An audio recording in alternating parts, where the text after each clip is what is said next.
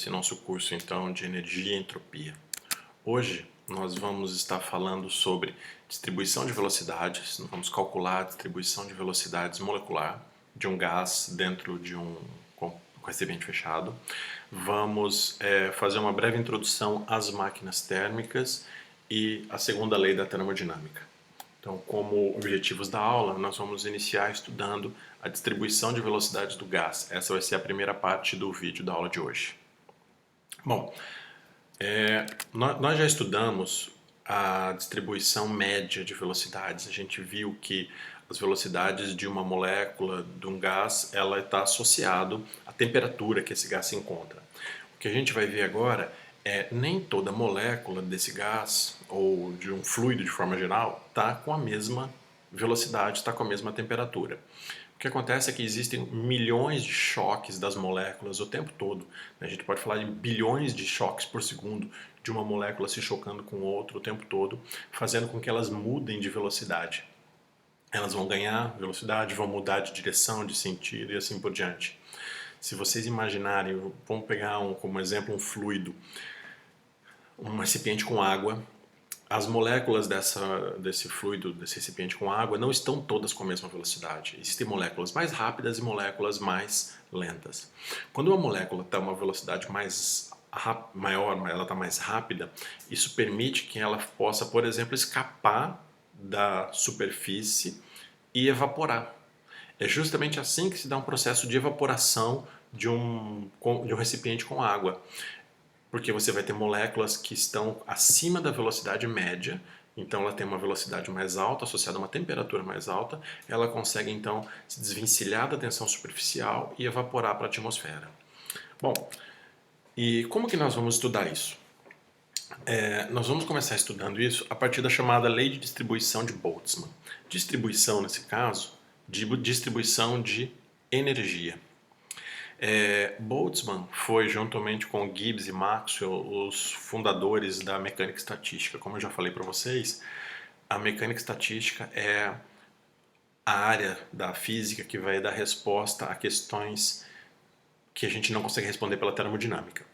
Então, Boltzmann se dedicou a vida para estudar uma série de questões, principalmente associadas a essas distribuições de velocidade, distribuições de energia de um gás. E Boltzmann, ele definiu, conceituou entropia, que nós vamos estar vendo no final desse componente.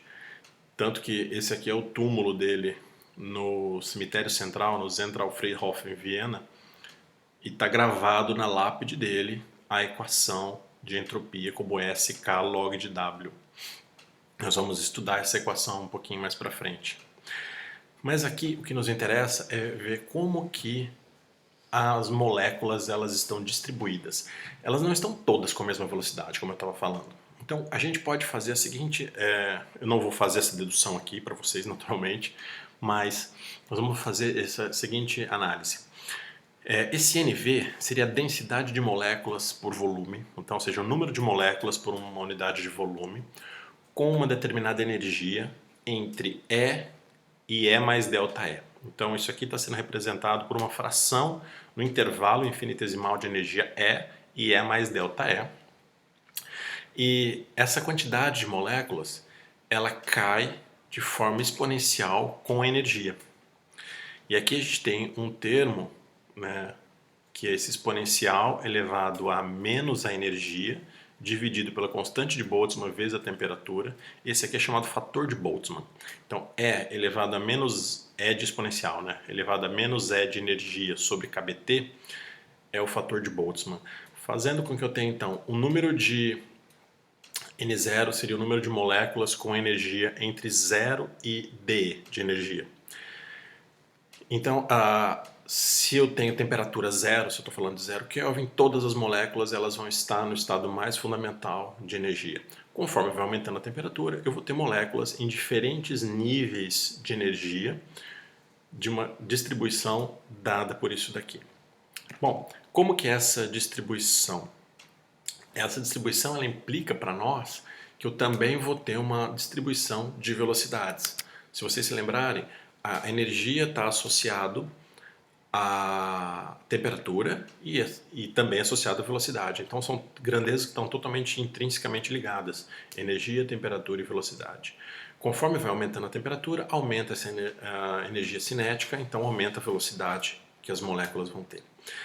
Então, Boltzmann se debruçou no problema que era: como que eu posso representar, de que maneira que eu vou ter essas moléculas distribuídas com qual velocidade?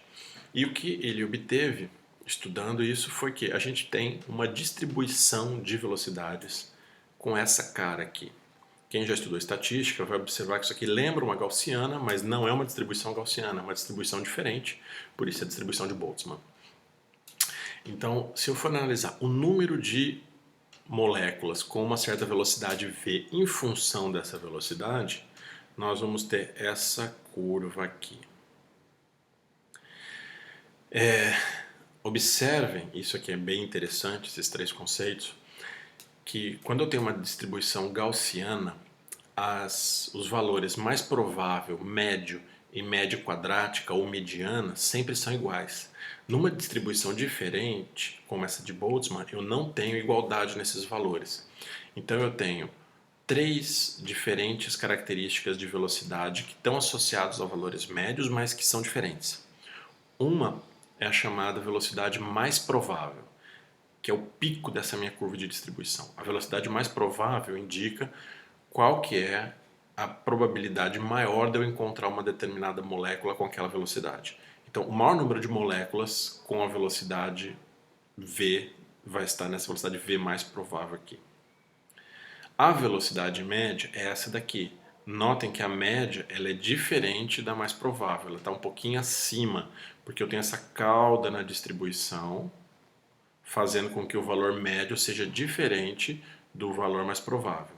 E aqui o valor RMS, que vem do inglês Root Mean Square, que seria a velocidade média quadrática. Só para vocês conceituarem aqui, para quem não está entendendo a diferença entre mais provável e média. Digamos que vocês fizerem uma prova e eu tenho lá 5 estudantes. Desses 5 estudantes, 4 tiraram nota 2 e um estudante tirou nota 10. Se nós formos calcular a média desses estudantes, se eu tenho 4 estudantes que tiraram nota 2, então 8 com um que tirou 10, 18, certo? A 18 dividindo isso por 5, eu tenho 5, quase 5 como média. Aquele estudante que tirou nota 10 fez com que o valor médio subisse. Mas o resultado mais provável, quer dizer, qual que é a nota que a maior parte dos estudantes tirou, foi 2. Então o resultado mais provável, 2. A média está lá perto de 5. Então essa que é a ideia que a gente tem entre um valor mais provável e um valor médio, que são diferentes quando eu tenho uma distribuição que não é normal. Então, eu posso encontrar qual que é a quantidade de moléculas que está dentro de um determinado intervalo dV. Então, se eu calcular a integral sobre essa pequena curva aqui, sobre esse pequeno retângulo, eu vou encontrar a quantidade de moléculas que eu tenho com velocidade entre v e v mais dv. De forma que, se eu integrar sobre toda essa curva, eu vou ter então o número total de moléculas dentro do meu sistema. Essa curva aqui, também não vamos deduzir isso daqui, não nesse nível, mas essa curva tem essa equação, que é a distribuição de velocidades das moléculas de um gás. Então, o número de moléculas com uma determinada velocidade v, que depende da energia, ela está relacionada então por 4πn, número total de moléculas, e aqui um fator que depende da massa, m0 seria a massa de cada uma das moléculas. Esses valores de 4π e 2π estão associados à distribuição espacial das moléculas. E de novo voltam aquelas grandezas kBt, constante de Boltzmann, temperatura, e aqui de novo o fator de Boltzmann aparece, né? Só que aqui eu vou ter energia como energia cinética, mv² sobre 2, tá vendo? Então isso aqui de novo é o fator de Boltzmann, só que a energia aqui em termos de energia cinética, então E elevado a menos E sobre kBt. E aqui a velocidade quadrática das moléculas. Fazendo que então eu posso representar curvas daquela distribuição, daquela função de distribuição de velocidades para diferentes temperaturas, porque aqui eu vou ter a temperatura associada a isso. Então vamos pegar aqui em duas diferentes temperaturas, por exemplo, uma temperatura de 300 Kelvin e uma temperatura de 900 Kelvin. Essas são as curvas que nós temos para a mesma quantidade de molécula. Naturalmente, quando eu aumento essa temperatura, a curva vai ser achatada e vai ficar mais longa até um valor mais alto de velocidade. E reparem que eu tenho uma variedade muito grande das velocidades. Eu vou ter velocidades aqui desde zero, vou ter determinada, claro que é um valor muito baixo, mas eu tenho moléculas que estão praticamente paradas, até moléculas com velocidades muito altas aqui, em torno de 1.600 metros por segundo. Mas isso aqui falando para a temperatura de 900 Kelvin. Então eu tenho uma variedade muito grande de velocidades em função da distribuição de energia que está vinculada às diferentes temperaturas que as moléculas vão ter, diferentes choques que cada uma vai ter. E de novo aqui nós temos os valores diferentes. Lembrando sempre que o valor da velocidade quadrática média ela é mais alta que a velocidade média, que é mais alta que a velocidade mais provável. Quanto menor o valor de energia, nota que essa curva se aproxima mais de uma gaussiana e esses valores vão ficando mais próximos entre si. Conforme aumenta a energia, aumenta a temperatura, esses valores vão se distanciando, essa curva vai ficando mais achatada. Então, com isso, a gente consegue calcular qual que seria a fração do meu sistema de moléculas que estão com uma determinada temperatura dentro de um determinado intervalo de velocidades, por exemplo. Eu consigo estimar isso, calcular. Isso depois vai abrir algumas aplicações para a gente que nós vamos estar vendo mais à frente.